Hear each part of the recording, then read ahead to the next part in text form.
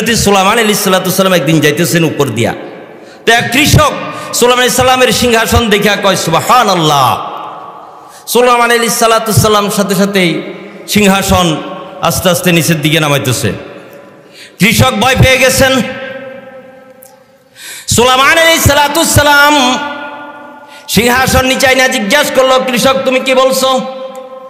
সুলাইমান আলাইহিস সালামকে দেখা কৃষক ভয় থরথর করে কাঁপতেছে, বলতেছে পয়গম্বর আমি কি বলবো, আমি তো ছোট মানুষ, আমি বলার আর কি আছে? বলে না বলো না, তুমি কি বলছো? বলে আপনি যে এত শান শওকত আল্লাহ তাআলা আপনাকে দান করছে, আপনার সিংহাসন বাতাসে দিয়া চলতেছে, এইটা দেখি আমি সুবহানাল্লাহ বলছি, এটা দেখি আমি আশ্চর্য হইয়া সুবহানাল্লাহ বলছি। পয়গম্বর সুলাইমান কি বলে দেখেন, ও রাসূলের উম্মত শুনেন, পয়গম্বর সুলাইমান কি বলতেছে শুনেন। পয়গম্বর সুলাইমান আলাইহিস সালাম বলতেছে, ও আল্লাহর বান্দা, তোমার সুবহানাল্লাহর সওয়াব কি তোমার জানা আসেনি? তুমি যে সুবহানাল্লাহ বলছো, তোমার সুবহানাল্লাহর সওয়াব এত বেশি, এত বেশি, তোমার সুবহানাল্লাহর সওয়াব এত বেশি। তুমি একবার সুবহানাল্লাহ বলছো, আমি তোমার সওয়াব দেখতেছি। আমি সুলাইমান আলাইহিস সালামের তক্তের চেয়ে তোমার সুবহানাল্লাহর দাম আল্লাহ তাআলার কাছে কোটি কোটি গুণ বেশি।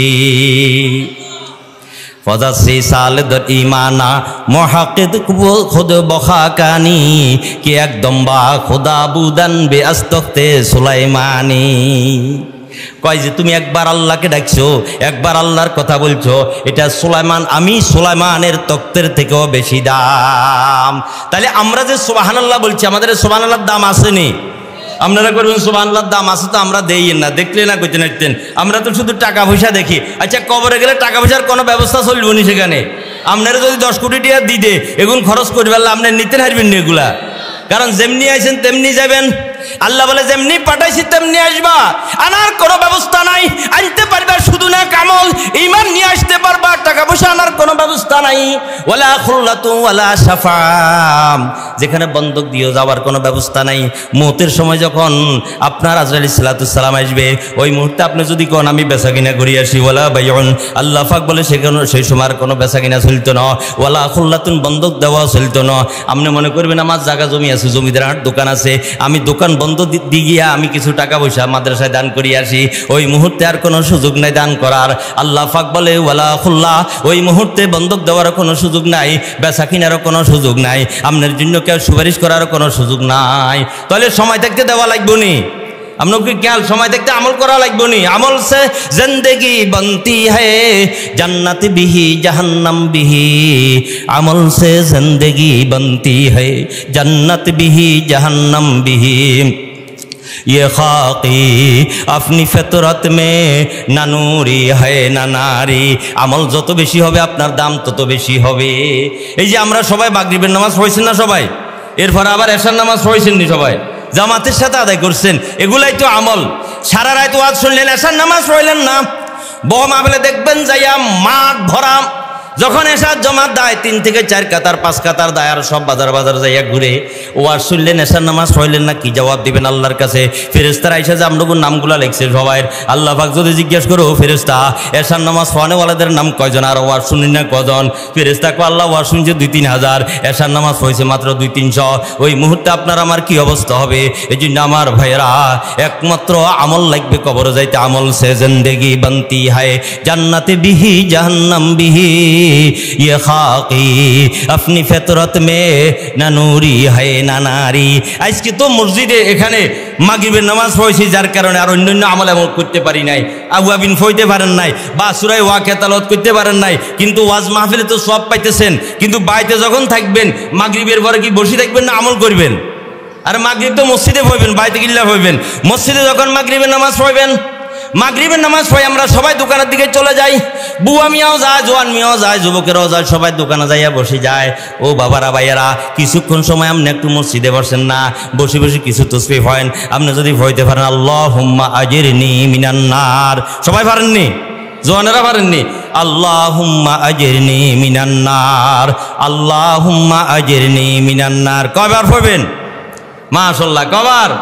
নবী আলাইহিস সালাম বলেন, কেউ যদি মাগরিবের পরে আল্লাহুম্মা আজরিনি মিনান নার 7 বার তেলাওয়াত করে, আর ওই রাত্রিতে যদি ওই ব্যক্তির মৃত্যু হয়ে যায়, মওত হয়ে যায়, আল্লাহ তাআলা ওই ব্যক্তিকে আর জাহান্নামে দিবে না। কারণ নিজের সন্ধ্যার সময় আল্লাহর কাছে কইছে, আল্লাহ আমারে জাহান্নামে দিয়েন না, আমি জাহান্নামে জ্বলতে পারবো না, জাহান্নামের আগুন খুব ভয়ানক, আপনি আমারে তো জাহান্নাম থেকে বাঁচাইছেন। এই জন্য আমার নবী বলে মাগরিবের পরে যদি কেউ আমলটা করেন, ও জমিদারের হাটের ব্যবসায়ী ভাইয়েরা, মাগরিবের নামাজ পড়ে দোকানে আসি বসেন, কাস্টমার ওই মুহূর্তে এমন বেশি থাকে না, আপনি তো তসবিহগুলা পালন করেন, আল্লাহুম্মা আজরিনি মিনান নার 7 বার পড়েন, আপনার আমলনামায় লেখা হবে। আর ওই রাত্রে মারা গেলে আপনি নিশ্চয় জান্নাতি, জাহান্নাম থেকে আপনি বেঁচে যাবেন। এরপরে ফজরের পরে আবার যদি 7 বার পড়তে পারেন, ফজরের পরে পড়ব তো আমরা ইনশাআল্লাহ, ফজরের পরে যদি আবার 7 বার তেলাওয়াত করেন, নবী আলাইহিস সালাতু সালাম বলেন ওই দিন যদি সে মারা যায়, ওই দিন যদি তার মৃত্যু হয়ে যায়, আল্লাহ নবীর সাদ করতেছেন ওই দিন তার মৃত্যু হয়ে গেলে আল্লাহ তাআলা তাকে জাহান্নাম থেকে বাঁচাইয়া দিবে, মুক্তি দিয়া দিবে। তাহলে আমরা তো সবগুলোই আমল করি জাহান্নাম থেকে বাঁচার জন্য, কি বলেন? আচ্ছা, কেউ জাহান্নামে যেতে চাননি, কেউ আমরা কোথায় যেতে চাই? তাহলে জান্নাতের কাজ করতে হবে তো। আরে আপনি ভালো খাবেন, গোস্ত খাবেন, আপনি গোস্ত কিনতে হবে। আরে আপনি জান্নাতে যেতে চান, জান্নাতের আমল করতে হবে। সারাদিন করে জাহান্নামের আমল আর চাই জান্নাতে যাইতে। জান্নাত কি এত বাপের দিন না সম্ভব নেই? কয় না না, জান্নাতে যাইতে হলে বহুত কষ্ট আছে, বহুত আমল লাগবো, এত সহজে জান্নাত দেওয়া হবে না। ফজরের পরে যদি 7 বার আল্লাহুম্মা আজরিনি মিনান নার পড়েন, ওই দিন মারা গেলে আপনাকে আল্লাহ তাআলা জাহান্নাম থেকে মুক্তি দিয়া দিবে। আচ্ছা, আমরা ফজরের পরে অনেক সময় নামাজ পড়ে বাড়ি চলে যায়, কিছুক্ষণ মসজিদে বইতে পারবেন না ইনশাআল্লাহ? আজ এত নিয়ত করবেন নি, বেশিক্ষণ নয়। নবী আলাইহিস সালাম বলেন মান সাল্লাল ফজরা জামাআত, কেউ যদি ফজর নামাজ জামাতে পড়েন, সুম্মা কাদা ইয়াজকুরুল্লাহ তাআলা, এরপর বেশি বেশি কিছু আল্লাহ জিকির করে, লা ইলাহা ইল্লাল্লাহ, লা ইলাহা ইল্লাল্লাহ, লা ইলাহা ইল্লাল্লাহ।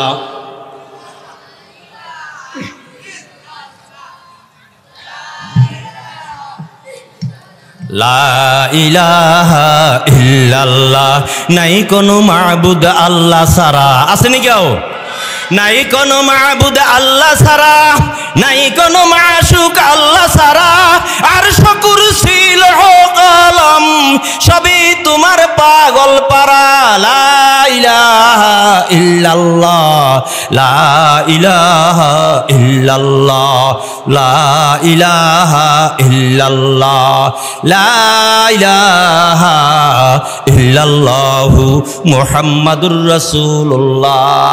ফজরের পরে বসে কি করবেন? একটু জিকির করবেন, কোরআন তেলাওয়াত করবেন। নবী আলাইহিস সালাম বলেন মান সাল্লাল ফজরা জামাআতান সুম্মা কাদা ইয়াজকুরুল্লাহ তাআলা হাত্তা তাতলুআ শামস, এমত মুহূর্তে আপনি জিকির করতে, কোরআন তেলাওয়াত করতে, তাসবিহ তাহলিল পড়তে পড়তে সূর্য উঠে গেছে। আমার নবী বলে, কি বলে শুনেন, সুম্মা সাল্লা রাকাতাইন, এরপরে যদি আপনি 2 রাকাত নামাজ পড়েন, আপনি 2 রাকাত নামাজ পড়লেন, ওই নামাজের নাম কি নামাজ? ইশরাক। আবার বলেন, সবাই বলেন, কি নামাজ? সুম্মা সাল্লা রাকাতাইন, নবী বলে 2 রাকাত নামাজ পড়লাম। এরা উম্মত কি লাভ পাইছো জানুনি? চা দোকানে যায় বসে থাকলো, সূর্য উঠতো, সূর্য উঠার পর চা পাইতা না, দোকানের চেয়ারে যায় বসে থাকতে আধা ঘন্টা, এই সওয়াবটা তুমি পাইতা না। মসজিদে 20 মিনিট বসার পরে 2 রাকাত নামাজ পড়ার কারণে আল্লাহ নবী বলে তোমার আমলনামায় একটা হজ আর একটা উমরার সওয়াব আল্লাহ তাআলা দিয়া দিছে। সুবহানাল্লাহ। এত আসতে একটা হজ করতে কত টাকা লাগে জানেননি? উরি বাবা, বহুত টাকা দরকার। উমরা করতে কত টাকা দরকার? এই যে কবুল হজ আর কবুল উমরার সওয়াব দিব, কয় রাকাত নামাজ পড়লে? এটা হলো আমল। জান্নাতে যেতে কি লাগবে? আমল লাগবে। এরপরে ফজর পরে আরো আমল আছে। সূরা হাশরের আখেরি 3 আয়াত জানেননি সবাই? কেউ নবী আলাইহিস সালাম বলে, কেউ যদি ফজরের পরে সূরা হাশরের আখেরি 3 আয়াত তেলাওয়াত করে, আখেরি 3 আয়াত তেলাওয়াত করে, কয় মাগরিব থেকে সন্ধ্যা থেকে সকাল পর্যন্ত, শবে সাদেক পর্যন্ত 70,000 মাসুম ফেরেশতা। ফেরেশতার কোনো গুনাহ আছে নি গো? কোনো গুনাহ নাই। ফেরেশতা দোয়া করবে। কেমন দোয়া করবে? আল্লাহ তোমার বান্দা ঘুমাইতেছে, তুমি তার মাফ করে দাও। তোমার বান্দা ঘুমাইতেছে, তুমি তাকে হেফাজত করো। তোমার বান্দা ঘুমাইতেছে, আপনি ঘুমাই গেলেন, 70,000 ফেরেশতারে কামে লাগাই দিই। আপনি শুধু সূরা হাশরের আখেরি 3 আয়াত তেলাওয়াত করছেন আর আপনি ঘুমাই গেছেন। সারা রাত ফেরেশতাগুলো আপনার জন্য দোয়া করলো।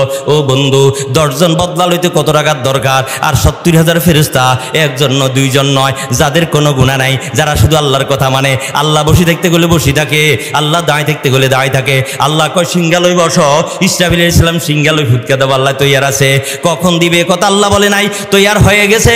আমরা তো আজান দিলে কখন জামাত দাইব, মসজিদের বাইরে যাই তিনবার মসজিদের দিকে রেনি, ইমাম সাহেব আল্লাহু আকবার বলছেনি, তাইলে মসজিদে ঢুকবো, এর আগে ঢুকতে আমাদের সমস্যা হয়। এজন্য নবী আলাইহিস সালাম আরেকটা ব্যবস্থা, আরেকটা লাভের কথা বলছে, কেউ যদি মসজিদে ঢুকি 2 রাকাত, তাই মসজিদে ঢুকি বা যেখানে হোক ওযুর পরে যদি 2 রাকাত তাহিয়াতুল ওযু হয়, নাম কি তাহিয়াতুল ওযু।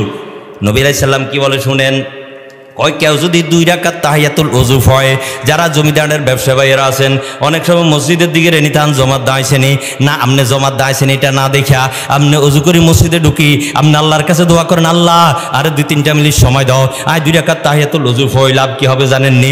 নবী আলাইহিস সালাম বলেন এই ব্যক্তির জন্য আল্লাহ তাআলা জান্নাত ওয়াজিব করিয়া দিবে। তাহলে আমরা সবাই জান্নাত চাই কি চাই না? জান্নাতে যাইতে হলে আমল লাগবে কি লাগবে না? এই মাগরিবের পরে আবার 6 রাকাত নামাজ আছে, নাম কিয়া আউয়াবিন, নাম কিয়া বলেন?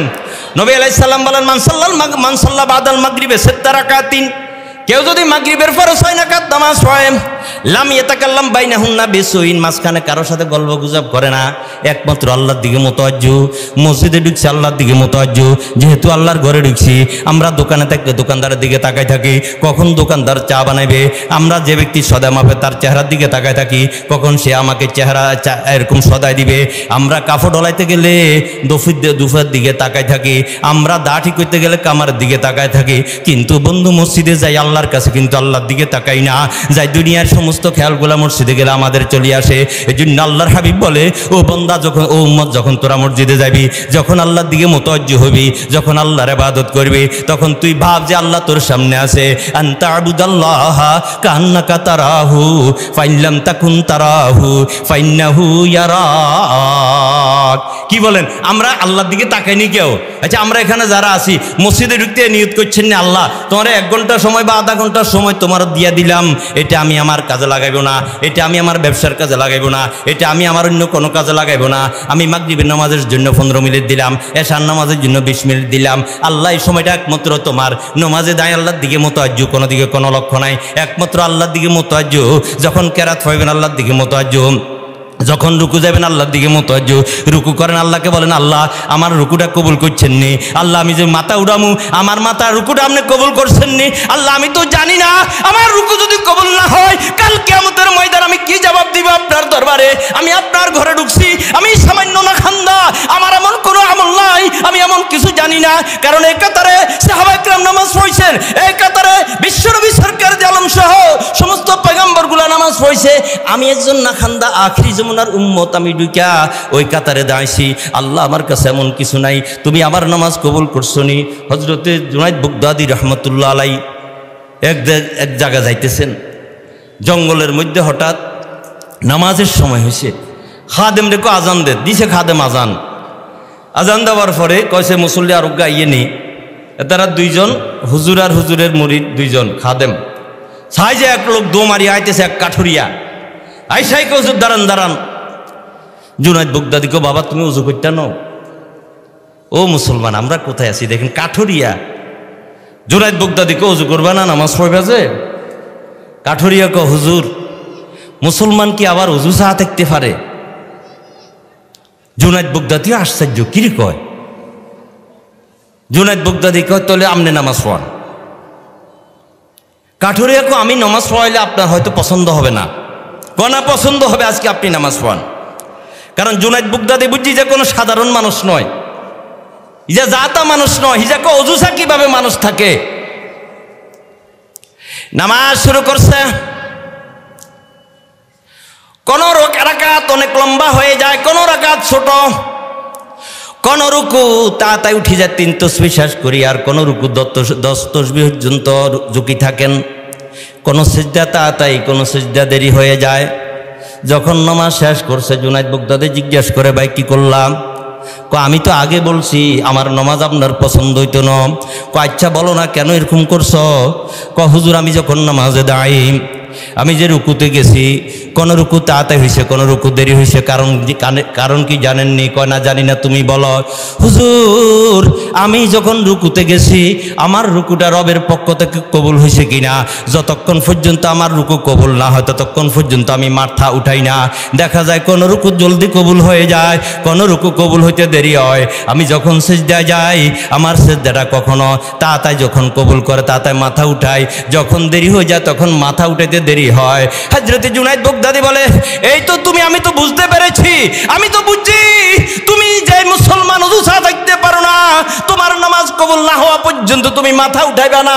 ও বন্ধু, আজকে আমরা 10 বছর 20 বছর পর্যন্ত মসজিদে নামাজ পড়তেছি, কোনোদিন ভাবছেননি আমার রুকুটা আল্লাহ তাআলা কবুল করছেনি, আমার সিজদাটা আল্লাহ তাআলা কবুল করছেনি, আমার নামাজটা আল্লাহ তাআলা কবুল করছেনি?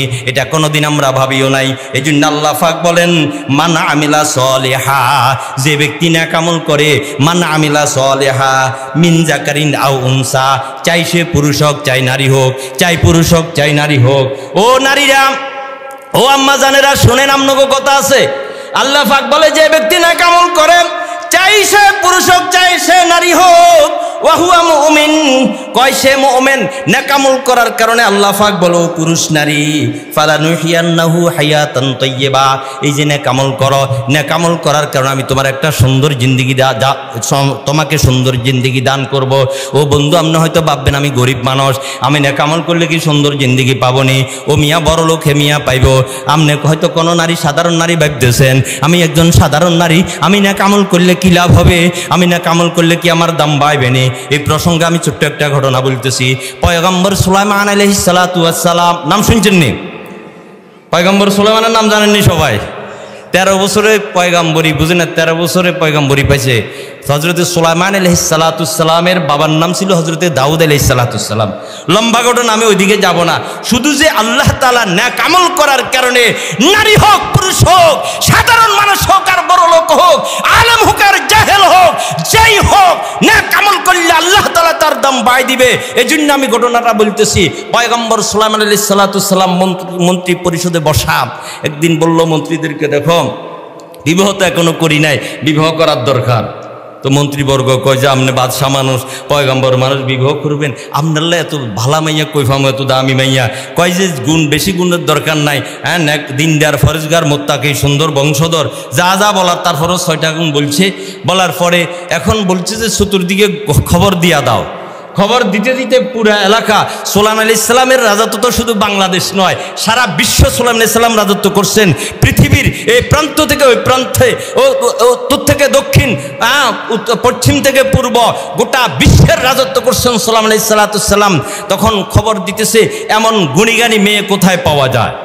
এই খবর যেতে যেতে, কথা বলিও না, এই খবর যেতে যেতে চলে গেছে এক মাৎস্য জেলে পল্লীতে।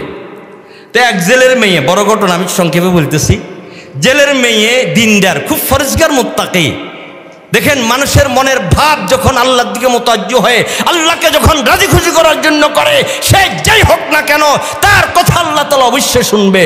এখন ওই মেয়ের কাছে, ওই মেয়ে যখন খবরটা শুনছে, মনে মনে ভাবে, পয়গম্বর সুলাইমানকে যদি পাইতাম একটু, পয়গম্বরের সাথে আমার হাসর হইতো, পয়গম্বর সুলাইমান যদি আমাকে বিবাহ করতেন, তার সাথে জান্নাতে থাকতাম, তার সাথে হাসর নসর হইতো, কত দাম বাড়তো, মনের একটা আকাঙ্ক্ষা।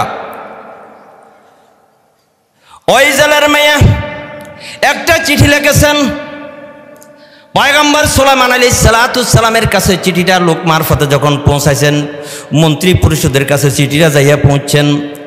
পয়গম্বর সুলাইমান মন্ত্রী পরিষদ নিয়ে বসছেন। এক মন্ত্রী দাঁড়িয়ে গেলেন, বললেন, হুজুর আর ভালো লাগে না, একদিন জলদি বিবাহ করেন। কি হয়েছে?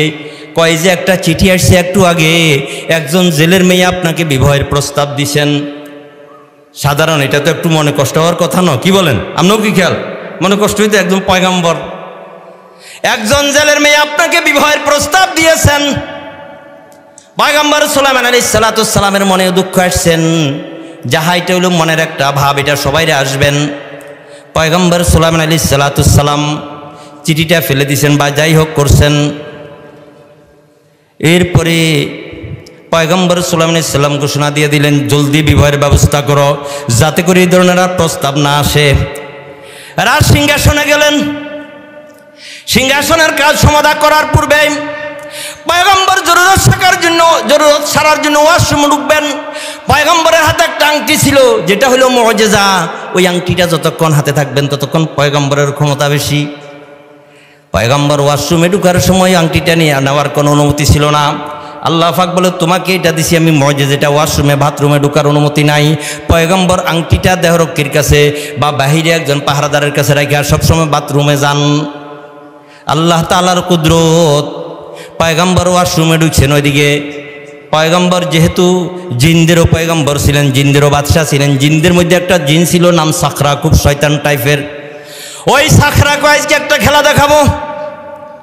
বলে কি, পয়গম্বর যখন ওয়াশরুমে ঢুকছেন, ওই সাখরা জিন সে পয়গম্বরের সুরত ধারণ করছে। কইরাই ওয়াশরুমের সামনে যার কাছে আংটিটা রাখছে, বলে দাও আংটি দাও। এখন ওই ব্যক্তি দেখলো পয়গম্বর আসছেন, আংটি দিয়া দিলেন। যেহেতু পয়গম্বরের সুরত সুলাইমান আলাইহিস সালামের এবং যাইতে আর একটা কথা বলে গেছে, খবরদার আমি সুলাইমান তোমাকে অর্ডার করতেছি, দেখবে নকল একজন সুলাইমান বের হয়েছে, হয়তো আবার আসতে পারে তোমার কাছে বা এখানে আসতে পারে, আসলে তাকে সাইজ করে এখান থেকে বের করে দিও। ওই দেহরক্ষী অপেক্ষা করতেছেন। কিছুক্ষণ পর ওয়াশরুম থেকে পয়গম্বর সুলাইমান আলাইহিস সালাম যখন বের হয়েছেন, কয় আংটি দাও। এখন আগের লোকটা বলে গেছে নকল সুলাইমান বের হয়েছে, এখন আসল সুলাইমান আসার পরে ওই দেহরক্ষী আপনার কথাই তো বলছে একটু আগে আমাদের পয়গম্বর সুলাইমান আলাইহিস সালাম কিছু বুঝতে পারে না। কি বলছো? বলে একটু আগে বলে গেছে আমাদের পয়গম্বর, একটু আগে বলছে আমাদের বাদশা, একটু আগে বলছে নকল সুলাইমান বের হয়েছে। আপনি নকল সুলাইমান, এই ধর সবাই ধর তারে মার। কইতে না কইতে তাকে মার শুরু হয়ে গেল। মারতে মারতে পয়গম্বর অস্থির হয়ে গেলেন। কেন মারছো এ কথা জিজ্ঞেস করার কোনো সুযোগ নাই, শুধু মাইর খাইতে আছে আর মাইর খাইতে আছে। মাইর খাওয়ার পরে যখন অসুস্থ হয়ে গেছে, এরকমভাবে যখন বেহুশ হয়ে গেছে, তখন ওই শয়তান নকল সুলাইমান সিংহাসন থেকে রাজপ্রাসাদ থেকে খবর পাঠাইছে, এরে নিয়ে সাগরে ফেলে দাও, এখানে কোথাও রাখিও না। পয়গম্বর সুলাইমান আলাইহিস সালাম বেহুশ, খবর নাই, নিয়ে তাকে সাগরের পাশে পালাই দিছে। মনে করছে মারা গেছে, সেখানে রেখে সবাই চলে আসছে। পয়গম্বর সুলাইমান আলাইহিস সালাম তো জানে না কেন মার খাইলাম, কেন মার খাইলাম, কেন মার খাইলাম, এটা তার জানা নাই। যখন সাগরের পাশে বই আছে, এক জেলে দেখা এত সুন্দর একজন যুবক, যেহেতু পয়গম্বরের চেহারা সুন্দর, পয়গম্বরদের চেহারা আল্লাহ তাআলার নূর থাকে, যার কারণে পয়গম্বরের চেহারা দেখা ওই জেলের অন্তরে মায়া হয়ে গেছে। কয় যুবকটা এখানে পড়ে আছে, হায় না জানি কত মারা মারলো। যুবকটাকে নিয়ে গেলেন, তার বাড়িতে নিলেন, গরম দুধ পান করাইলেন, গরম পানি পান করাইলেন, অনেক সেবা শুশ্রূষা করলেন। করার পরে যখন তার হোঁশ আসছে, জিজ্ঞেস করে বাবা তুমি কে, কই থেকে আসছো? পয়গম্বর ভাবতেছে সুলাইমান পরিচয় দিয়ে তখন মাইর খাইছি, এখন যদি আবার সুলাইমান পরিচয় দিত জানি কি হয়। এখন বলতেছে বাবা আমি কই থেকে আসছি সেটাও আমি জানি না, আমার এখন মনে দিলে সব কিছু নাই, এখন আমি অসুস্থ মানুষ, আমি সুস্থ হইলে পরে জিজ্ঞাসা করিয়েন। ও বন্ধু, শেষ পর্যন্ত ওই ঘরে 2-3 দিন থাকার পরে পয়গম্বর যখন সুস্থ হয়েছে, এখন ভাবতেছে যামু কই, যেখানে যাই যদি বলে আমি পয়গম্বর সুলাইমান, আমার হাতে আংটি নাই, আমার হাতে আংটি নাই। পয়গম্বর সুলাইমান আলী বললে আমাকে আবার মারবে, এখন কি করবে ভাবতেছে।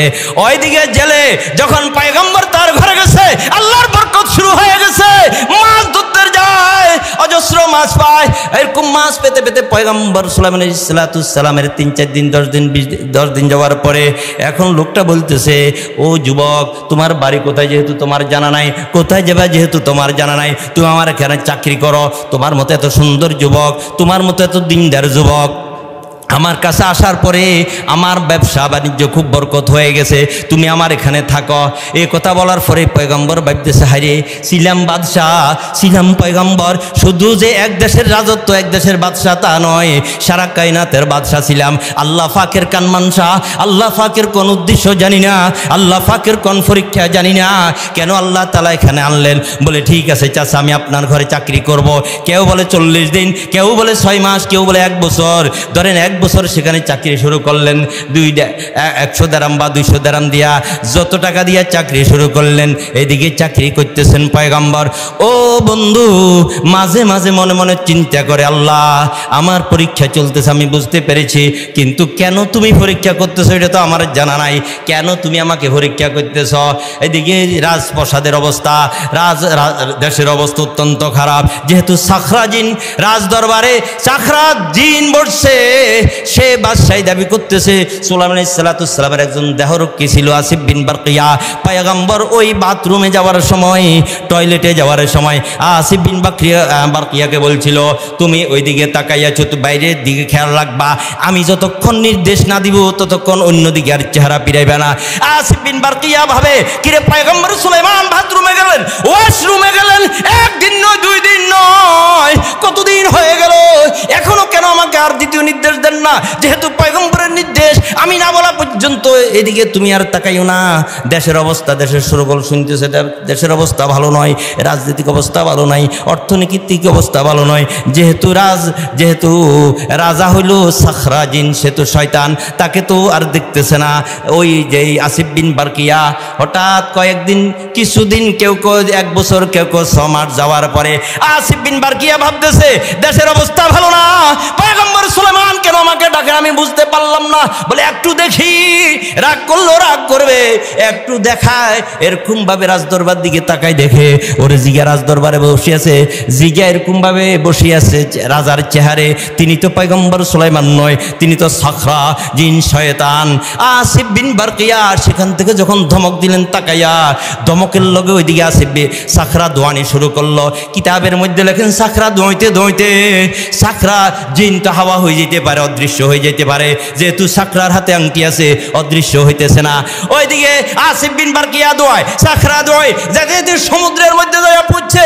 আসিফ বিন বারকিয়ার দোয়ানি খাওয়ার ভয়ে সাখরা ভাবতেছে আমি অদৃশ্য হইতে আংটিটা ফেলে দিই, সাথে সাথে সাখরা আংটিটা নদীতে ফেলে দিলেন। ও বন্ধু, নদীতে যখন আংটিটা ফেলে দিলেন, আংটিটা মাছে খাইতেছে। ওই দিকের ঘটনা 1 বছর চলতেছেন। 1 বছরে চলার পরে একদিন ওই ছেলে হযরত সুলাইমান আলাইহিস সালামকে বলো, ও যুবক, তোমাকে একটা কথা বলতাম নি, কি তুমি বিবাহ শাদী করবানি? কয় যে দেখেন আমি সাধারণ মানুষ, আমার কাছে কে বিবাহ দিবে, আমি কোথায় বিবাহ করব? ও বন্ধু, ওই জেলে পয়গম্বরকে জিজ্ঞাসা করে, আচ্ছা তুমি যে আমার ঘরে আসো আজকে 1 বছর, আমার ঘরে কয়জন আছে তুমি জানো নি? আপনার ওয়াইফ আছে, সামনে আছেন, আমি আছি। কয় না আরেকজন আছে। আরেকজন কে আছে? আমার একজন মেয়ে আছে। ওই যুবক পয়গম্বর বলতেছে, ও আল্লাহর বান্দা, আপনার ঘরে আপনার একজন মেয়ে আছে, কোনোদিন আমি তাকে দেখি নাই। ও মা বোনেরা, আজকে আমাদেরকে মার্কেটের দোকানদার আমাদেরকে দেখে, তরকারিওয়ালা আমাদেরকে দেখে, ফেরিওয়ালা আমাদেরকে দেখে, এলাকার সমস্ত যুবকগুলো আমাদেরকে দেখে, আমরা তাদেরকে দেখানোর জন্য রাস্তা বের হই। একজন জেলের মেয়ের কথা শুনেন না, ওই জেলে বলতেছে, ওই যুবক, আমার একটা মেয়ে আছে, আজকে 1 বছর তুমি এখানে, তুমি বুঝি তাকে দেখো নাই? হযরত সুলাইমান বলতেছে, আল্লাহর কসম করি বলতেছি, আপনার যে একটা মেয়ে আছে এটা আমি কোনোদিন ভাবিও নাই, আমি কোনোদিন আমার মনেও আসে নাই, যেহেতু আমি তার কোনো চালচলন দেখি নাই, একটা কাফত বাইরে দেখি নাই। আজকে মহিলাদের কাফগুলা বাইরে ডগির মধ্যে লটকাই দেওয়া হয়, আজকে মহিলাদের কাফগুলা বাইরে দরজাইতে যাইয়া রইতে দেওয়া হয়। ও আম্মা জানেরা, আপনাদের কাফগুলা তো সতর, আপনার কাফু কেন অন্য পুরুষে দেখবে? আপনার কাফগুলা তো আপনার বাড়িতে থাকবে। ও আল্লাহর বান্দি, একটু শুনেন না। জেলে বলতেছে, দেখো আমার মেয়ে আছে, কথা সত্য, হয়তো তুমি দেখো নাই, তুমি কেউ দেখে নাই, আমার মেয়ে এমন আবেদা, সারাদিন আল্লাহর ইবাদত করে, সারা রাত আল্লাহর ইবাদত করে। পয়গম্বর সুলাইমান ভাবতেছে, যেহেতু পয়গম্বরীও নাই, বাদশাহীও নাই, এখন একজন জেলের বাড়িতে মাত্র চাকরি করি, এখানে চাকরি করে আর কই যায় বিবাহ করব? বাড়ি নাই, ঘর নাই, কোথায় যাব? পয়গম্বর সুলাইমান আলাইহিস সালাম বলে, চাচা আমি রাজি, বিবাহের ব্যবস্থা করেন। ওইদিকে জেলে যাই আমি একে প্রস্তাব দিলেন যে তোমার জন্য আমাদের এই যুবকটা, তোমার পছন্দ হয় কিনা দিনদার মেয়ে? তো পয়গম্বর সুলাইমান আলাইহিস সালামকে চিঠি দেওয়ার পর থেকে আজ পর্যন্ত মেয়ের কোনো খাওয়া দাওয়া, ঘুম ঠিক মতো নাই, সারাদিন রোজা রাখে আর বলে আল্লাহ, সারাদিন রোজা রাখে আর বলে আল্লাহ, পয়গম্বর সুলাইমানের বিবি আমাকে বানাইয়েন। আল্লাহ মান আমিলা সালিহাম মিন যাকারিন আও উনসা, তুমি যদি নেক আমল করো, চাই সে তুমি পুরুষ হও, চাই সে তুমি নারী হও, চাই সে তুমি পুরুষ হও, চাই সে তুমি নারী হও, তুমি ধনী হও, তুমি গরিব হও, তুমি জেলে হও আর তুমি বড়লোক হও, এটা আল্লাহ দেখেন, আল্লাহ তো দেখে আছে, আল্লাহর উপর কত বিশ্বাস আছে। হযরতে বেলাল হাবশী রাদিয়াল্লাহু তাআলা হাবশার গোলাম পয়গম্বর একদিন জিজ্ঞেস করে, বেলালে আমি যখন জান্নাতে গেছি তোর জুতার আওয়াজ পায়ের আওয়াজ শুনলাম, কি আমল করস? বেলাল রাদিয়াল্লাহু তাআলা বলেন, পয়গম্বর আমি তো হাবশীর গোলাম, আমার ইবাদত আর কি হবে, আমার তো সামান্য ইবাদত। আমি যখন ওযু চলে যায় আমি ওযু করি, ওযু করার পরে 2 রাকাত নামাজ পড়ি। হাবশার গোলাম বেলালের দাম দেখেন, জান্নাতের রাসূল আকরাম সাল্লাল্লাহু আলাইহি সাল্লাম জুতার আওয়াজ শুনতেছে, অথচ আরো কত বড় বড় লোক ছিল তাদের আওয়াজ শুনে নাই। যেহেতু মনের কারণে যখন মসজিদে নববীর মুয়াজ্জিন চলে গেছেন, হযরত বেলাল রাদিয়াল্লাহু তাআলা আনহু মসজিদের এক কোণায় বসে বসে কাঁদতেছেন আর বলতেছেন, ওগো রব্বুল আলামিন, আমি মুয়াজ্জিন, আমার নবী ইমাম, আজকে আমি মুয়াজ্জিন নয়, আমার নবী ইমামতি করবে, আমি পিছনে আসা দাঁড়াইছি। ওগো আল্লাহ, এটা আমি সহ্য করতে পারতেছি না, আমি যদি আমার নবীর পিছনে না দাঁড়াই আমি বাঁচবো না, নবীর পিছনে না দাঁড়াইলে আমি সহ্য করতে পারবো না। মসজিদের এক কোণে বসছেন, মনটা আল্লাহর দিকে লাগাই দিয়েছেন। ওয়াজ মাহফিলে বসেন, মনটা আল্লাহর দিকে লাগান না, আল্লাহকে বলেন না, আল্লাহ আমরা ওয়াজে আসছি তো গুনাহ মাফ করাই আল্লাহ, ওয়াজে আসছি তো গুনাহ মাফ করাই আল্লাহ, তুমি যদি ওয়াজে গুনাহ মাফ না করো আমরা কার কাছে যাব, কোথায় যাই আমরা গুনাহ মাফ করাবো, কার কাছে যাই গুনাহ মাফ করাবো? ওয়াজের মাহফিলে যদি গুনাহগুলা মাফ না করাইতে পারি তাহলে আর কোন জায়গায় যাই গুনাহ মাফ করাইবো? মনটা আল্লাহর দিকে লাগাই দেন, আল্লাহর দিকে মনটা লাগাই দেন। হযরতে বেলাল হাবশী মসজিদের কোণায় বসা, পয়গম্বর জিবরিল, পয়গম্বরের কাছে হযরতে জিবরিল আলাইহিস সালাতু সালাম চলে আসছে। আয়েশা কয়, পয়গম্বর আজান দেওয়া হয় নাই কেন আজকে? পয়গম্বর বলে, আজান তো হয়ে গেছে, আজান তো অনেক আগে হয়ে গেছে।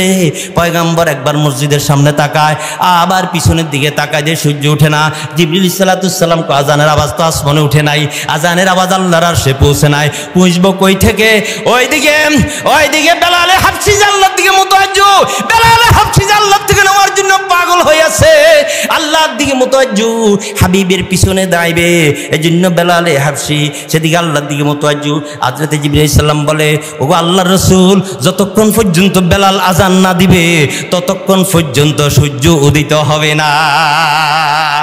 ওইদিকে হযরত সুলাইমান আলাইহিস সালাতু সালাম মনে মনে ভাবতেছেন, বিবাহ করে আইনি মেয়েকে, যখন মেয়ের বাবা প্রস্তাব দিল মনে মনে ভাবলো বাদশা সুলাইমানের বিবি হব। এখন একজন যুবকের বিবি হবে, যাক অন্তত সুলাইমানের বিবি হওয়া তো কখনো সম্ভব নয়। মনে মনে আশা ছিল, আশা এমনি থাকক, কিন্তু আল্লাহর কাছে চায়। বিশাল ঘটনা, বিবাহ হয়ে গেল। বিবাহ হওয়ার পরে যখন বাসর রাত্রি, সুলাইমান আলাইহিস সালাতু সালাম তাকে জিজ্ঞাসা করে, তোমার কোনো আশা আসেনি, তুমি অন্য কাউকেও ভালোবাসতানি? সুলাইমান আলাইহিস সালাতু সালাম একথা জিজ্ঞাসা করার পরে জেলের মেয়ে কান্দা শুরু করলো। কাঁদতে কাঁদতে চোখের পানি হইতেছে। পয়গম্বর জিজ্ঞাসা করে, তুমি কান্দো কা? বলে, আমি একটা যুবককে ভালোবাসি, আমি এক লোককে ভালোবাসি, যার জন্য আজকে 1 বছর পর্যন্ত আমি তার জন্য রোজা রাখি, সারাদিন রোজা রাখি, সারা রাত্র তার জন্য ইবাদত করি, সারা রাত্র তাকে পাওয়ার জন্য আল্লাহর ইবাদত করি, আল্লাহর গোলামি করি। ও বন্ধু, যখন সুলাইমান সালাম এটা শুনলেন আশ্চর্য হইয়া বলতেছে, তোমাকে কেউ দেখে নাই, তোমার বাবা বলছে তুমি পর্দা করো, আবার ভালোবাসো কারে? এই কথা জিজ্ঞাসা করার পরে মেয়ে বলতেছে, আমি যদি আপনাকে বলি আপনিও পাগল বলবেন। বলে, আমি ভালোবাসি পয়গম্বর সুলাইমান আলাইহিস সালাতু সালামকে। ও বন্ধু, অনেক লম্বা ঘটনা। পয়গম্বর সুলাইমান আলাইহিস সালাতু সালাম মনে মনে ভাবতেছেন, জেলের মেয়ে আমাকে ভালোবাসে, এটা তো এখানে বলতেও পারেন না আমি যে সুলাইমান, এ কথা বলার কোনো কিছু নাই, কথা বলার মতো কোনো সুযোগও নাই। ওইদিকে মেয়ে কাঁদতেছে, চোখের পানি হইতেছে। পয়গম্বর সুলাইমান বলতেছে, তুমি যে সুলাইমানকে ভালোবাসো, তাকে চিনছনি, তাকে দেখছনি কোনোদিন? কয় না, দেখি নাই। বলে, তার কাছে প্রস্তাব পাঠাইছিনি? বলো, হ প্রস্তাব পাঠাইছি, আমি জেলে পল্লী থেকে একটা চিঠি লিখে পাঠাইছি, পয়গম্বর আমার চিঠিটা ছেড়ে ফেলে দিয়েছে। আমার মনের ব্যথা শুধু, আমি যদি একদিনের জন্য পয়গম্বরকে পাইতাম, বাসার বউ হবো এটা নয়, আমি পয়গম্বরের সাথে আমার হাসর নসর হবে হইতো, আমি পয়গম্বরের সাথে জান্নাতে থাকতাম, এই জন্য আমি চিঠিটা পাঠাইছি। কিন্তু পয়গম্বর আমার চিঠিটা ছেড়ে ফেলছে। এখন পয়গম্বর আল্লাহর দিকে মুতাওয়াজ্জি, বলে, আল্লাহ কারবার বুঝি এখানে, তুমি আমাকে পরীক্ষা কইরা যে জেলের মেয়ের চিঠি ছিঁড়ছে আবার ওই জেলের মেয়ের ঘরে নিয়ে আসছো, ওই জেলের মেয়ের ঘরে আবার নিয়ে আসছো। আমার ভাইয়েরা, আমি বলতে চাইছি, আল্লাহ পাক বলে, মান আমিলা সালিহাম মিন যাকারিন আও উনসা, চাই পুরুষ হোক চাই নারী হোক, যদি সে আমল করে আল্লাহ বলে, ফালানুহিয়ান্নাহু হায়াতান তাইয়্যিবা, আমি তাকে একটা পবিত্র হায়াত দান করি, ওয়ালা নাজিজিয়ান্নাহুম আজরাহুম, আর তাকে আমি প্রতিদান দান করব, সে যে পরিমাণ যে প্রতিদান পাইবে। ওই মেয়ে আল্লাহর ইবাদত করছে সুলাইমান আলাইহিস সালামকে পাওয়ার জন্য, শেষ পর্যন্ত আল্লাহ তাআলা সুলাইমান আলাইহিস সালামকে তার ঘরে পৌঁছায় দিছেনি। এখন হুজুর চলে এসেছে, আর বলার সময় নাই। আল্লাহ তাআলা আমাদের কাবুল করার তৌফিক দান করুক। আসসালামু আলাইকুম ওয়া রাহমাতুল্লাহি ওয়া বারাকাতুহু।